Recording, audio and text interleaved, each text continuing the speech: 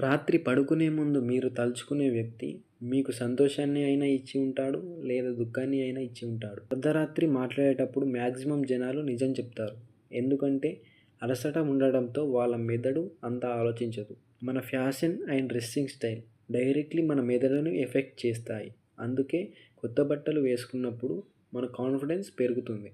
మీరు ఎవరినైనా నవ్వుతూ చూసారంటే ఆటోమేటిక్గా మీరు కూడా స్మైల్ ఇచ్చేస్తారు.